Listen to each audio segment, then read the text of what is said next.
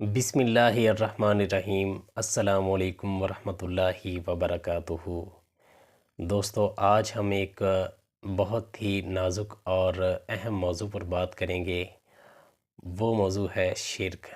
شرک کیا ہے، اس کے نقصانات کیا ہیں، اسی پر ہم بات کریں گے قرآن و حدیث کی روشنی میں۔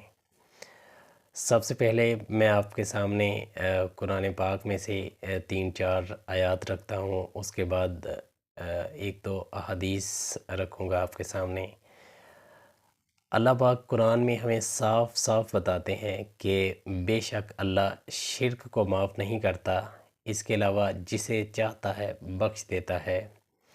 اور سورۃ الحج کی آیت نمبر 73 میں اللہ فرماتے ہیں کہ جنہیں تم اللہ کے سوا پکارتے ہو وہ تو ایک مکھی بھی پیدا نہیں کر سکتے، چاہے سب مل کر کوشش کر لیں۔ اسی طرح سورۃ الاسراء کی آیت نمبر 22 میں اللہ فرماتے ہیں کہ اللہ کے سوا دوسرا کوئی معبود نہ بناؤ ورنہ تم ملامت زدہ اور بے یار و مددگار ہو جاؤ گے۔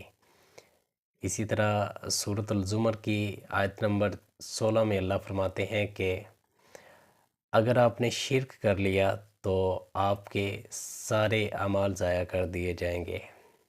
اور حضرت لقمان علیہ السلام اپنے بیٹے کو نصیحت کرتے ہیں کہ بیٹا شرک نہ کرنا، بے شک شرک بہت بڑا ظلم ہے۔ شرک ہے کیا؟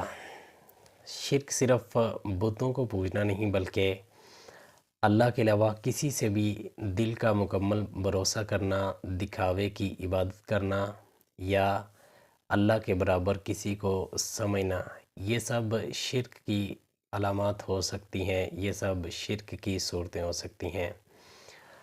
رسول اللہ صلی اللہ علیہ وآلہ وسلم نے شرک کے بارے میں فرمایا کہ جو شخص شرک پر مر گیا وہ جنت میں داخل نہیں ہوگا۔ اس لیے ہمیں چاہیے کہ شرک سے مکمل دور رہیں اور صرف اللہ کی عبادت کریں۔ اللہ کی عبادت کرتے ہوئے کسی کو شریک نہ کریں۔ اللہ سے دعا ہے کہ اللہ ہمیں شرک سے بچائے اور ہمیشہ توحید پر مضبوط رکھے، توحید پر قائم و دائم رکھے۔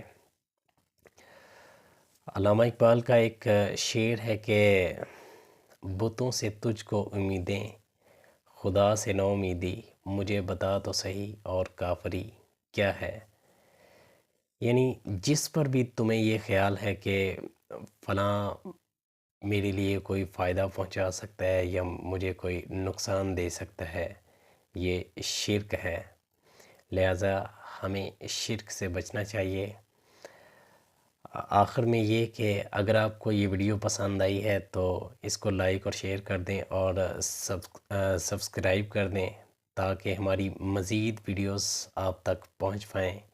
اللہ آپ کا حامی و ناصر ہو۔ السلام علیکم ورحمۃ اللہ وبرکاتہ۔